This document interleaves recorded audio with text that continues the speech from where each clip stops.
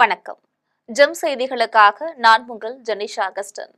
இந்திய நேரப்படி இரவு 8:30 மணி செய்திகள். முதலில் ஜெம் தலைப்பு செய்திகளை காணலாம். காங்கிரஸ் கட்சி பொய்யான உறுதிமொழிகளை மட்டுமே தரும் என்று பிரதமர் நரேந்திர மோடி பேச்சு. அசாமில் ஊடுருவல்காரர்களுக்கு காங்கிரஸ் கட்சியினர் ஆதரவளித்து வந்ததாக குற்றச்சாட்டு. எரியாற்றல் பாதுகாப்பு விவகாரத்தில் மத்திய அரசு சமரசம் செய்து கொள்வதாக ராகுல் காந்தி குற்றச்சாட்டு. ரஷ்யாவிலிருந்து எண்ணெய் வாங்கிக் கொள்ளலாம் என்று இந்தியாவிற்கு உத்தரவிட ட்ரம்ப் யார் என்று வினா. ஹார்முஸ் நீரிணையை மூடவோ எந்த கப்பலையும் தடுத்து நிறுத்தவோ இல்லை என ஈரான் பிரதிநிதி விளக்கம்.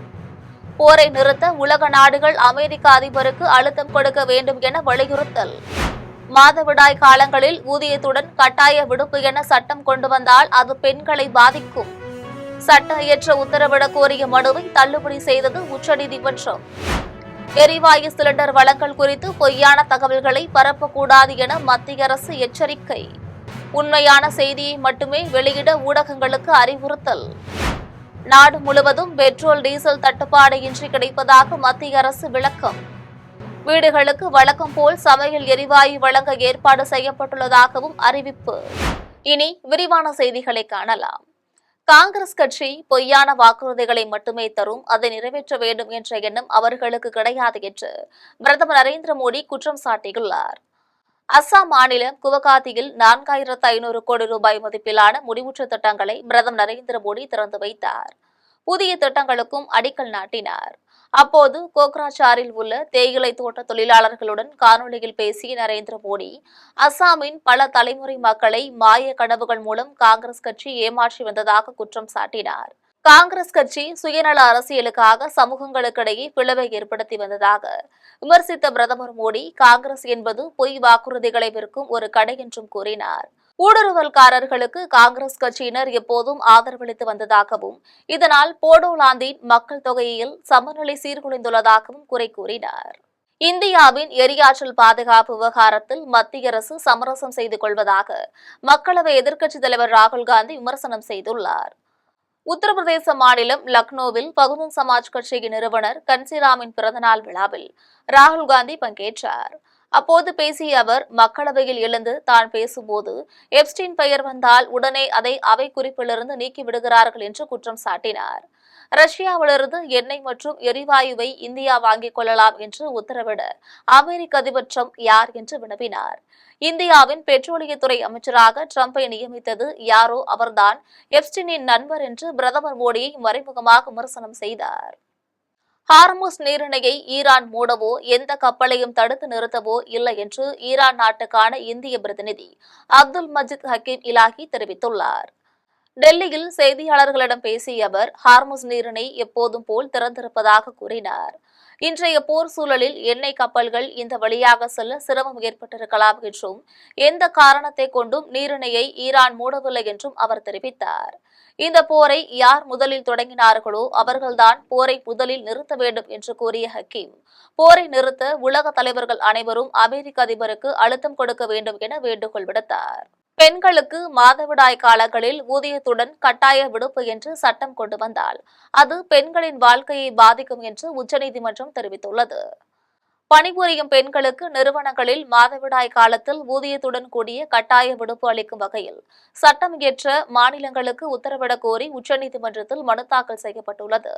இந்த மனு தலைமை நீதிபதி சூரியகாந்த் அமர்வில் விசாரணைக்கு முன்வந்தது. அப்போது நீதிபதிகள், பெண்களுக்கு மாதவிடாய் காலங்களில் ஊதியத்துடன் கட்டாய விடுப்பு என்று சட்டம் கொண்டு வந்தால் அது பெண்களின் வாழ்க்கையை பாதிக்கும் என்று தெரிவித்தனர். ஊதியத்துடன் விடுப்பு என்றால் நிறுவன உரிமையாளர்கள் பெண்களை வேலைக்கு சேர்க்க மாட்டார்கள் என்பதால் பெண்களின் வாய்ப்புகள் பறிபோகும் என கவலை தெரிவித்தனர். இது ஆண்களை விட பெண்கள் தாழ்வானவர்கள் என்ற பிம்பத்தை உருவாக்கும் என்று விளக்கம் அளித்தனர். சில நிறுவனங்கள் தாமாக முன்வந்து பெண்களுக்கு மாதவிடாய் விடுப்பு அளிப்பதை வரவேற்கலாம் என்றும், அதே நேரம் அனைத்து நிறுவனங்களுக்கும் கட்டாயமாக்கினால் அது பணியிடங்களில் பெண்களின் பங்கை குறைக்கும் என்று கூறி மனுவை தள்ளுபடி செய்துவிட்டனர். எரிவாயு சிலிண்டர் வழங்கல் குறித்து பொய்யான தகவல்களை பரப்பக்கூடாது என்று ஊடகங்களுக்கு மத்திய அரசு எச்சரிக்கை விடுத்துள்ளது. இது தொடர்பாக மத்திய அரசு வெளியிட்டிருக்கும் அறிக்கையில், ஒரே காட்சிகளை மீண்டும் மீண்டும் ஒளிபரப்புவதை செய்தி ஊடகங்கள் தவிர்க்க வேண்டும் என்றும், இது ஒரு நெருக்கடி சூழல் என்பதால் வெளியிடப்படும் காட்சிகளில் தேதி மற்றும் நேரம் குறிப்பிட்டிருக்க வேண்டும் என்றும் வலியுறுத்தியுள்ளது. எல்பிஜி சிலிண்டர்களின் விநியோகத்தை களத்திலிருந்து கண்காணிக்கவும் தேவையான நடவடிக்கைகளை மேற்கொள்ளவும் மாவட்ட அளவிலான கண்காணிப்பு குழுக்கள் மாநில அரசுகள் பங்களிக்க வேண்டும் என்றும் அதில் வலியுறுத்தப்பட்டுள்ளது. மேலும் தவறான தகவல்களையோ வதந்திகளையோ பரப்பக்கூடாது என்றும் உண்மையான செய்தியை மட்டுமே பதிவிட வேண்டும் என்றும் ஊடகங்கள் அறிவுறுத்தப்பட்டுள்ளன. இன்றியமையா பொருள்களை பதுக்கி வைப்பதற்கு எதிராக கடும் நடவடிக்கைகளை எடுக்குமாறும் இன்றியமையா பொருள்களை தடையின்றி கிடைப்பதை உறுதி செய்யுமாறும் மாநிலங்கள் மற்றும் ஒன்றிய ஆட்சிப் பகுதிகளுக்கு அறிவுறுத்தப்பட்டுள்ளது. நாடு முழுவதும் பெட்ரோல் டீசல் தட்டுப்பாடு இல்லை என்றும் பொதுமக்கள் அச்சப்பட வேண்டாம் என்றும் பெட்ரோலியம் மற்றும் இயற்கை எரிவாயு துறை இணை செயலாளர் சுஜாதா சர்மா தெரிவித்துள்ளார். டெல்லியில் செய்தியாளர்களிடம் பேசிய அவர் வீடுகளுக்கு வழக்கம் போல் சமையல் எரிவாயு வழங்குவதற்கு ஏற்பாடு செய்யப்பட்டிருப்பதாக கூறினார். தேவையற்ற அச்சத்தால் பெட்ரோல் பங்கில் வரிசையில் நிற்கவோ முற்றுகையிடவோ வேண்டாம் என்றும் அவர் கேட்டுக் கொண்டார். அனைத்து எரிபொருள் நிலையங்களிலும் போதுமான அளவு பெட்ரோல் டீசல் இருப்புள்ளதாக தெரிவித்துள்ளார். கச்சா எண்ணெயை பொறுத்தவரை இந்தியாவிடம் 258 மில்லியன் மெட்ரிக் டன் சுத்திகரிப்பு திறன் உள்ளதாக தெரிவித்துள்ள அவர் எரிபொருள்கள் இந்தியாவிற்கு இறக்குமதி செய்ய வேண்டிய தேவையில்லை என்று உறுதிபட கூறினார். மயிலாடுதுறை மாவட்டத்துக்கு தேவையான வளர்ச்சி திட்ட பணிகளை முதலமைச்சர் ஸ்டாலின் நிறைவேற்றி தந்துள்ளதாக அமைச்சர் மெய்யநாதன் தெரிவித்துள்ளார். மயிலாடுதுறை மணக்குடியில் 24 கோடி ரூபாய் மதிப்பீட்டில் கட்டப்பட்டுள்ள புதிய பேருந்து நிலையத்தை முதலமைச்சர் ஸ்டாலின் சென்னையிலிருந்து காணொலி வாயிலாக திறந்து வைத்தார். ஒரே நேரத்தில் 28 பேருந்துகள் நிற்கும் வகையிலும் நூற்றுக்கணக்கான பேருந்துகள் வந்து செல்லும் வகையிலும் இந்த பேருந்து நிலையம் கட்டப்பட்டுள்ளது. மயிலாடுதுறையில் நடைபெற்ற நிகழ்ச்சியில் அமைச்சர் மெய்யநாதன் குத்துவிளக்கேற்றி வைத்து தொடங்கி வைத்தார்.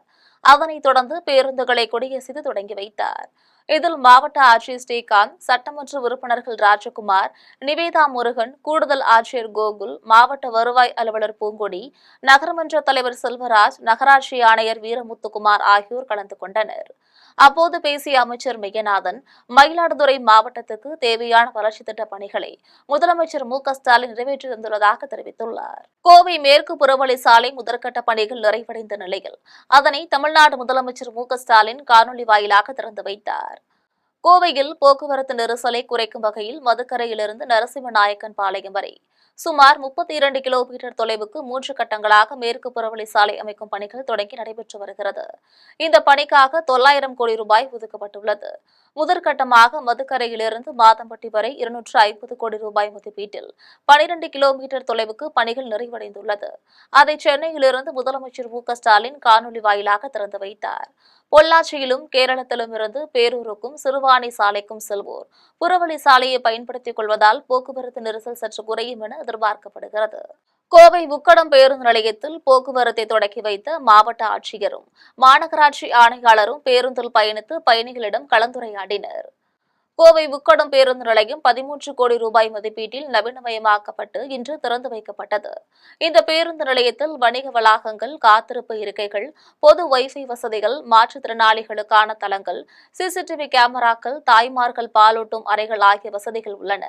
கவுண்டம்பாளையம், கணபதி மாநகர் ஆகிய 2 பகுதிகளிலும் 3 கோடியே 36 லட்சம் ரூபாய் மதிப்பீட்டில் கட்டப்பட்டுள்ள படைப்பகங்களும் இன்று திறந்து வைக்கப்பட்டுள்ளன. கோவை உக்கடம் பேருந்து நிலையத்தில் முதலமைச்சரின் நிகழ்ச்சி நேரலை ஒளிபரப்பு செய்யப்பட்டுள்ளது.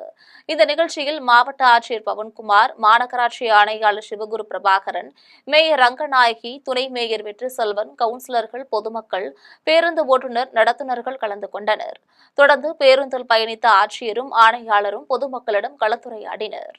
தூத்துக்குடி மாவட்டம் வேடநத்தத்தில் இளம் மாணவிக்கு ஒரு மிகப்பெரிய கொடுமை நடந்துள்ளது என்று திமுக நாடாளுமன்ற உறுப்பினர் கனிமொழி தெரிவித்துள்ளார். வேடநத்தத்தில் பாலியல் வன்கொடுமை செய்யப்பட்டு கொல்லப்பட்டுள்ள மாணவியின் பெற்றோரை சந்தித்து கனிமொழி ஆறுதல் தெரிவித்தார். அதன் பின்பு செய்தியாளர்களிடம் பேசிய அவர், குற்றவாளிகளை கண்டுபிடிக்க 10 தனிப்படைகள் அமைக்கப்பட்டுள்ளதாக கூறினார். இந்த வழக்கு விசாரணையை முதலமைச்சர் ஸ்டாலின் தீவிரமாக கண்காணித்து வருவதாகவும், குற்றவாளிகளுக்கு மிகப்பெரிய கடுமையான தண்டனை பெற்றுத்தரப்பட வேண்டும் என்றும் கனிமொழி கூறினார். தூத்துக்குடி மாவட்டத்தில் உள்ள சட்டமன்ற தொகுதியில் போட்டியிடப் போகிறீர்களா என்று செய்தியாளர்கள் கேட்டதற்கு கனிமொழி சிரித்தபடி தலையாட்டியுள்ளார். ஏரல் அரசு ஆரம்ப சுகாதார நிலையத்தில் தனியார் பங்களிப்புடன் கட்டப்பட்டுள்ள கட்டடத்தை நாடாளுமன்ற உறுப்பினர் கனிமொழி திறந்து வைத்தார். அவருடன் அமைச்சர்கள் கீதா ஜீவன், அனிதா ராதாகிருஷ்ணன், சட்டமன்ற உறுப்பினர்கள், தூத்துக்குடி மாவட்ட ஆட்சியர் இளம் பகவத் ஆகியோர் இருந்தனர். அப்போது கர்ப்பிணி பெண்களுக்கும் பயனாளிகளுக்கும் நலத்திட்ட உதவிகளை கனிமொழி வழங்கினார். அதன்பின் கனிமொழி செய்தியாளர்களிடம் பேசினார். அப்போது தூத்துக்குடி மாவட்டத்தில் உள்ள சட்டமன்ற தொகுதியில் போட்டியிடுவீர்களா என்று செய்தியாளர்கள் கேட்டனர். அதற்கு கும்பிட்டுவிட்டு சிறுத்தப்படி தலையாட்டிவிட்டு அங்கிருந்து கிளம்பி சென்றார். பெண்களுக்கு எதிரான குற்றங்களுக்கு தண்டனைகளை அதிகப்படுத்த வேண்டும் என்றும், மாணவியை பாலியல் வன்கொடுமை செய்து கொன்றவர்களுக்கு மரண தண்டனை வழங்க வேண்டும் என்றும் அதிமுகவில் இணைந்த காளியம்மாள் தெரிவித்துள்ளார். நாம் தமிழர் கட்சியில் இருந்து விலகி ஒதுங்கியிருந்த காளியம்மாள் இன்று எடப்பாடி பழனிசாமி தலைமையில் அதிமுகவில் இணைந்தார். அதன் பின்னர் செய்தியாளர்களிடம் பேசிய காளியம்மாள், வருகின்ற சட்டமன்ற தேர்தலில் தான் போட்டியிடுவது குறித்து அதிமுக தலைமைதான் முடிவு செய்யும் என்று கூறினார். கன்னியாகுமரி மாவட்டம் பூதப்பாண்டி அருகே பெண்ணிடம் தங்க சங்கிலியை பறித்த திருடனை காவல்துறையினர் கைது செய்துள்ளனர். பூதப்பாண்டி அருகே திருசனம்கோப்பு குளத்தில் குளிக்க சென்ற இசக்கியம்மாள் கழுத்தில் அணிந்திருந்த 6 பவுன் தங்க சங்கிலியை திருடன் பறித்துள்ளான். அவர் சங்கிலியை பிடித்துக் கொண்டு உதவி கேட்டு சத்தமிட்டுள்ளார். இதனால் கையில் வந்துள்ள 5 பவுன் சங்கிலியை இழுத்துக் கொண்டு திருடன் தப்பி ஓடிவிட்டான். இதுகுறித்து பூதப்பாண்டி காவல்துறையினர் வழக்கு பதிந்து விசாரித்தனர். அந்த பகுதிகளில் உள்ள கண்காணிப்பு கேமரா காட்சிகளை ஆய்வு செய்தனர். அதன் அடிப்படையில் திருடனை கைது செய்து காவல் நிலையத்துக்கு கொண்டு வந்தனர். விசாரணையில் அவர் குலசேகரம் அருகே உள்ள பொன்மனையை சார்ந்த ஆடின் டேனியல் என்பதும், அவன் மீது சென்னை அண்ணாநகர், நாகர்கோவில், கோட்டாறு, குலசேகரம் ஆகிய காவல் நிலையங்களில் பல்வேறு வழக்குகள் இருப்பதும் தெரியவந்துள்ளது. தேனி மாவட்டம் ஆண்டிப்பட்டி அருகே மலையடிவார தோட்டத்து வீட்டில் மர்ம விலங்கு தாக்கி 7 ஆடுகள் உயிரிழந்தன. தேனி மாவட்டம் ஆண்டிப்பட்டி அருகே மேற்கு தொடர்ச்சி மலையடிவாரத்தில் உள்ள பாலக்கோம்பையில் விவசாயிகள் தோட்டத்திலேயே ஆடு மாடு கோழிகளை வளர்த்து வருகின்றனர். ஜோதி என்பவர் தோட்டத்து வீட்டில் ஆட்டு கொட்டகையிலிருந்து 11 ஆடுகளில் 7 ஆடுகள் கழுத்து, வயிறு உள்ளிட்ட இடங்களில் காயம்பட்டு உயிரிழந்து கிடப்பதைக் கண்டு அதிர்ச்சியடைந்தார். இதையடுத்து தோட்ட உரிமையாளரான ஆண்டவர் என்பவருக்கும் வனத்துறையினருக்கும் காவல்துறையினருக்கும் தகவல் தெரிவிக்கப்பட்டது. இதையடுத்து விரைந்து வந்த வனத்துறையினரும் காவல்துறையினரும் ஆடுகளை கடித்துக் கொன்றது வனவிலங்கா என்று ஆய்வு செய்தனர். கால்நடை மருத்துவர் மூலம் கூராய்வு செய்ய உள்ளனர். நள்ளிரவில் ஆள் நடமாட்டம் இல்லாத மலையடிவார தோட்டத்தில் புகுந்து ஆடுகளை கடித்துக் கொன்றது சிறுத்தைதான் என தோட்ட உரிமையாளர் அச்சம் தெரிவித்துள்ளார். கூலி தொழிலாளியான ஜோதிக்கு உரிய இழப்பீடு வழங்க வேண்டும் என்றும் கோரிக்கை விடுத்துள்ளனர். விழுப்புரம் மாவட்டம் கோழியனூரில் கரும்பு வெட்டும் தொழிலாளிகளை ஏற்றி சென்ற வாகனத்தின் மீது டிப்பர் லாரி மோதியதில் பெண்கள் உட்பட 12 பேர் படுகாயமடைந்தனர். விழுப்புரம் அருகே உள்ள வில்லியனூரை சேர்ந்த கரும்பு வெட்டும் தொழிலாளிகள் சாத்தனூருக்கு வாகனத்தில் சென்று கொண்டிருந்தனர். வாணியம்பாளையம் பேருந்து நிறுத்தம் அருகே சாலையோரத்தில் நிறுத்தியுள்ளனர். அப்போது பின்னால் வந்த டிப்பர் லாரி இவர்களின் வாகனத்தின் மீது மோதியது. இதில் பெண்கள் உள்பட 17 பேர் காயமடைந்தனர். இதில் படுகாயமடைந்த 12 பேர் முண்டியம்பாக்கம் அரசு மருத்துவமனையில் சிகிச்சை பெற்று வருகின்றனர். இந்த விபத்து குறித்து வழக்கு பதிந்த வளவனூர் காவல்துறையினர் தப்பி ஓடிய லாரி ஓட்டுநரை தேடி வருகின்றனர். இந்த விபத்தால் விக்கிரவாண்டி கும்பகோணம் சாலையில் சிறிது நேரம் போக்குவரத்து பாதிக்கப்பட்டது. இதனிடையே மாவட்ட ஆட்சியர் ஷேக் அப்துல் ரஹ்மான், சட்டமன்ற உறுப்பினர் லட்சுமணன் ஆகியோர் முண்டியம்பாக்கம் அரசு மருத்துவமனைக்கு சென்று விபத்தில் காயமடைந்தவர்களை பார்வையிட்டு ஆறுதல் கூறினர். அவர்களுக்கு தேவையான மருத்துவம் அளிக்க வேண்டும் என்று மருத்துவர்களிடம் அறிவுறுத்தினர்.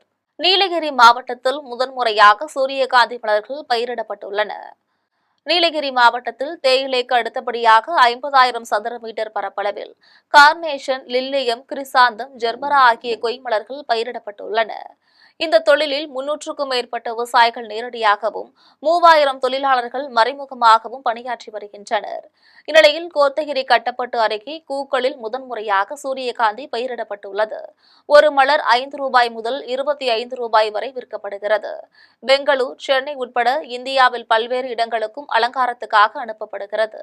தஞ்சாவூரில் நகைக்கடையை திறந்து வைத்து நடிகர் ரவிமோகன் அரசியல் பஞ்ச் டயலாக் பேசியுள்ளார். தஞ்சாவூர் ஆற்றுப்பாலத்தில் நகைக்கடை திறப்பு விழா நடைபெற்றது. நடிகர் ரவிமோகன் நகைக்கடையை திறந்து வைத்து ரசிகர்களை சந்தித்து செல்ஃபி எடுத்து உரையாடினார். அப்போது பேசிய அவர், பொன்னியின் செல்வன் படத்தில் தன்னை ராஜராஜ சோழனாக ஏற்றுக்கொண்ட தஞ்சை மக்களுக்கு நன்றி தெரிவித்தார். மக்களை நம்பாதவன் மக்களை ஆள முடியாது என்று கூறினார். கராத்தே பாபு படத்தில் இடம்பெற்ற நீ தொழிலுக்காக அரசியல் பண்ணுகிறவன், நான் அரசியலை தொழிலாக பண்ணுகிறவன் என்கின்ற பஞ்ச் டயலாக்கை பேசினார். பரிசு பொருள்களை கொடுத்து வெற்றி பெற்று விடலாம் என செந்தில் பாலாஜி தப்பு கணக்கு போட வேண்டாம் என்று பாமக மாவட்ட செயலாளர் பிரேம்நாத் தெரிவித்துள்ளார். பாட்டாளி மக்கள் கட்சியின் கரூர் மாவட்ட செயலாளர் பிரேம்நாத் அவர் வீட்டில் செய்தியாளர்களிடம் பேசினார். பாமக மாவட்ட தலைவர் மகன் கஞ்சா போதைக்கு அடிமையான இளைஞர்களால் கொல்லப்பட்டதாக தெரிவித்துள்ளார். அமைதி பூங்காவாக இருந்த கரூர் மாவட்டத்தில் கடந்த 5 ஆண்டுகளாக திமுக ஆட்சியில் தாராளமாக போதைப் பொருட்கள் கிடைப்பதாக கூறினார். கேரளத்தில் சமையல் எரிவாயு தட்டுப்பாட்டால் உணவகங்கள் மூடப்பட்டு வரும் நிலையில் தொழிலாளர்களின் நலனை கருத்தில் கொண்டு சில உணவகங்கள் விறகு அடுப்புக்கு மாறியுள்ளன. கேரளத்தில் திருவனந்தபுரத்துக்கு அடுத்தபடியாக கோழிக்கோடு, எர்ணாகுளம் மாவட்டங்களில் அதிக அளவில் உணவகங்கள் உள்ளன. கடந்த சில நாட்களாக சமையல் எரிவாயு தட்டுப்பாட்டால் மாநிலம் முழுவதும் 30 விழுக்காடு உணவகங்கள் மூடப்பட்டுள்ளன. இந்நிலையில் உணவகங்களை மூடாமல் இருக்கவும் ஊழியர்களின் நலனை கருத்தில் கொண்டும் சில உணவகங்களில் விறகடுப்பில் சமைக்கும் முறைக்கு மாறியுள்ளனர். ராமநாதபுரம் மாவட்டம் தொண்டிக்கடலில் ஏவுகணை போன்ற பொருள் மிதந்து வருவதாக கூறப்படுவதால் அங்கு மீனவர்கள் செல்வதற்கு தடை விதிக்கப்பட்டுள்ளது. ராமநாதபுரம் மாவட்டம் தொண்டி, திருப்பாலைக்குடி கடல் பகுதிகளில் ஏவுகணை போன்ற பொருள் மிதந்து வருவதாக கூறப்படுகிறது. இதனால் முன்னெச்சரிக்கையாக மீனவர்கள் யாரும் அந்த பொருளை தொடவோ கரைக்கு எடுத்து வரவோ கூடாது என கடலோர காவல்துறையினர் எச்சரிக்கை விடுத்துள்ளனர். ஈரான் உள்ளிட்ட நாடுகளில் போர் பதற்றம் நிலவி வரும் சூழலில் கடல் வழியாக பல்வேறு ஆயுதங்கள் அல்லது ஏவுகணைகள் கடத்தப்படவோ அல்லது தாக்குதலுக்கு உள்ளாகவோ வாய்ப்புள்ளதாக கூறப்படுகிறது. இந்நிலையில் தொண்டி கடல் பகுதியில் உருளை வடிவிலான ஏவுகணை அல்லது எரிவாயு சிலிண்டர் போன்ற பொருள் மிதப்பதாக தகவல்கள் கிடைத்துள்ளது. இதையடுத்து பாதுகாப்பு படையினர் அந்த பகுதியில் தீவிர கண்காணிப்பில் ஈடுபட்டு வருகின்றனர். காஞ்சிபுரத்தில் மசூதியை மீட்டு தரக்கோரி இஸ்லாமியர்கள் தமிழ்நாடு வக்பு வாரியத்தில் புகார் அளித்துள்ளனர். பெரிய காஞ்சிபுரம் சாலை தெருவில் உள்ள மசூதியில் சுமார் 1000 உறுப்பினர்கள் உள்ளனர். கமாலுதீன், மீராசா ஆகிய இருவரும் இந்த மசூதியை 5 ஆண்டுகளாக தங்கள் கட்டுப்பாட்டுக்குள் வைத்துக் கொண்டு தங்களுக்கு வேண்டியவர்களையும் உறவினர்களையும் மூத்தவள்ளிகளாக தேர்வு செய்ய சட்டத்துக்கு புறம்பாக தேர்தலை அறிவித்துள்ளனர். இருவரும் மசூதி பணியாளர்களை தங்களுக்கு சாதகமாக இருக்க வலியுறுத்தி மசூதிகளுக்குள்ளே அடித்து இரத்த காயங்களை ஏற்படுத்தியுள்ளதாகவும் நீதிமன்றத்திலும் வழக்கு நிலுவையில் உள்ளது. இவர் மசூதி ஊழியரை தாக்கிய காட்சிகள் சமூக வலைதளங்களில் பரவியது. இந்நிலையில் இந்த மசூதியை வக்பு வாரியம் நேரடி கட்டுப்பாட்டில் எடுத்துக்கொண்டு தேர்தலை நடத்தி உண்மையான மூத்தவள்ளியை தேர்வு செய்ய வேண்டும் என்று ஜமாத் உறுப்பினர்கள் கோரிக்கை விடுத்துள்ளனர். திருவண்ணாமலை மாவட்டம் ஆரணி அருகே 3 மாதங்களுக்கு முன்பு தமிழக முதலமைச்சர் திறந்து வைத்த வீடுகளில் தற்போது வரையில் குடியேற முடியாமல் இலங்கை வாழ் தமிழர்கள் தவித்து வருகின்றனர். ஆரணி அருகே கன்னிகாபுரத்தில் 36 ஆண்டுகளுக்கு முன்பு இலங்கை வாழ் தமிழர்கள் குடியமர்த்தப்பட்டனர். இவர்கள் 250 குடும்பங்களாக வசித்து வருகின்றனர். 250 வீடுகளை கட்டுவதற்காக அங்கு குடியிருந்த அனைவரையும் அப்புறப்படுத்தினர். ஓராண்டுக்குள் வீடுகள் கட்டி முடிக்கப்படும் என்று கூறினாலும் அங்கு தேவையான வசதிகள் செய்யப்படவில்லை. இந்நிலையில் 2025ஆம் ஆண்டு டிசம்பர் மாதத்தில் தமிழக முதலமைச்சர் மு.க.ஸ்டாலின் திருவண்ணாமலையில் நடைபெற்ற விழாவில் காணொலி வாயிலாக அந்த வீடுகளை திறந்து வைத்தார். திறந்த 3 மாதங்கள் ஆகியும் புதிய வீடுகளில் இலங்கை வாழ் தமிழர்கள் இதுவரையில் குடியேற முடியாமல் தவித்து வருகின்றனர். புதிதாக கட்டப்பட்டுள்ள வீடுகளின் திறவுகோல்களை வழங்க வேண்டும் என்று தமிழக முதலமைச்சர் மு.க.ஸ்டாலினுக்கு கோரிக்கை விடுத்துள்ளனர். தன்னார்வ தொண்டு நிறுவனங்கள் ஏழை குழந்தைகள் 30 பேரை சென்னையிலிருந்து கோவைக்கு விமானத்தில் அழைத்து சென்று மகிழ்வித்துள்ளனர். இயல்பு நிலையில் உள்ள 30 குழந்தைகளை கோவை, சென்னை மாவட்டங்களில் உள்ள ரவுண்ட் டேபிள் இந்தியா அமைப்புகள் ஜெம் மருத்துவமனை உடன் இணைத்து சென்னையிலிருந்து கோவைக்கு விமானத்தில் அழைத்து சென்றுள்ளனர். மீண்டும் கோவையிலிருந்து சென்னைக்கும் அழைத்து சென்றுள்ளனர். இந்த சுற்றுப்பயணத்தின் போது குழந்தைகள், பராமரிப்பாளர்கள், ரவுண்ட் டேபிள் உறுப்பினர்கள் மற்றும் தன்னார்வலர்களுடன் கோவைக்கு வந்து ஜிடி கார் அருங்காட்சியகம், வனக்கல்லூரி அருங்காட்சியகம், மண்டல அறிவியல் மையம் ஆகியவற்றை பார்வையிட்டனர். இந்த திட்டத்தை கோவை ஆக்மி ரவுண்ட் டேபிள் தலைவர் ஸ்ரீராம், துணைத் தலைவர் வெங்கட் விஸ்வாஸ், செயலாளர் அக்ஷய், பொருளாளர் வருண் ஆகியோர் ஒருங்கிணைத்தனர். மேலும் கோவை பென்டா ரவுண்ட் டேபிள் தலைவர் ஹர்ஷவர்தன், துணைத் தலைவர் பிரணவ் செந்தூர், செயலாளர் கரண் ரகேஜா, பொருளாளர் தருண் குப்தா ஆகியோரும் இணைந்து இந்த திட்டத்தை செயல்படுத்தினர். கோவை வடவள்ளி துணை சுகாதார நிலையத்தில் பணியிடை நீக்கம் செய்யப்பட்டுள்ள செவிலியர் கனிதா மாநகர காவல் ஆணையர் அலுவலகத்தில் புகார் அளித்துள்ளார். கோவை வடவள்ளி துணை சுகாதார நிலையத்தை சுகாதார செவிலியர் கனிதா என்பவர் தனது குடும்பத்துடன் ஆக்கிரமித்து வீடாக பயன்படுத்தி வருவதாக சமூக வலைதளங்களில் வீடியோ வெளியானது. இதுகுறித்து விசாரித்ததில் அங்கு 2 அறைகளை மட்டும் பயன்படுத்த அனுமதி வழங்கியிருந்த நிலையில் பிற அறைகளையும் பயன்படுத்தியதாக கூறி செவிலியர் கனிதா பணியிடை நீக்கம் செய்யப்பட்டுள்ளார். இந்நிலையில் இந்த விவகாரத்தில் தனது தரப்பு நியாயத்தை முன்வைத்து கோவை மாநகர காவல் ஆணையரிடம் கனிதா மனு அளித்துள்ளார். அதில் சமூக ஆர்வலர்கள் என்று கூறிக்கொண்டு அதிமுகவை சேர்ந்த ஹரிபாபு உள்ளிட்டோர் தனது வீட்டில் அத்துமீறி நுழைந்து வீடியோ பதிவு செய்ததாக குறிப்பிட்டுள்ளார். ஒரு பெண்ணின் வீட்டுக்குள் அத்துமீறி நுழைந்து கொலை மிரட்டல் விடுத்துள்ளதாக குறிப்பிட்டுள்ளார். அதிமுக பிரமுகர் ஹரிபாபு, அவருக்கு உடந்தையாக இருந்தோர் ஆகியோர் மீது கடும் நடவடிக்கை எடுக்க வேண்டும் என புகாரில் வலியுறுத்தியுள்ளார். கள்ளக்குறிச்சி மாவட்டம் சங்கராபுரத்தில் பட்டா வழங்க கோரி மனு அளித்தும் நடவடிக்கை எடுக்காத வட்டாட்சியரை கண்டித்து பொதுமக்கள் முற்றுகை போராட்டத்தில் ஈடுபட்டனர். கள்ளக்குறிச்சி மாவட்டம் காட்டு வண்ணஞ்சூரில் பட்டா வழங்காததை கண்டித்து சங்கராபுரம் வட்டாட்சியர் அலுவலகத்தை பொதுமக்கள் முற்றுகையிட்டு போராட்டத்தில் ஈடுபட்டனர். துணை முதலமைச்சர் உதயநிதி பட்டா வழங்க உறுதியளித்த நிலையிலும் வருவாய்த்துறையினர் அதை அலட்சியப்படுத்துவதாகவும் குற்றம் சாட்டினர். காவல்துறையினரின் சமாதான பேச்சுக்கு பின்னர் அவர்கள் கலைந்து சென்றனர். கேரளத்தின் திருவனந்தபுரத்தில் சமையல் எரிவாயு தட்டுப்பாடு நிலவி வரும் சூழலில் உணவகத்தில் ஒருவர் கேஸ் சிலிண்டரை திருடி சென்றது பெரும் பரபரப்பை ஏற்படுத்தியுள்ளது. கேரளத்தில் சமையல் எரிவாயு தட்டுப்பாடு நிலவுகிறது.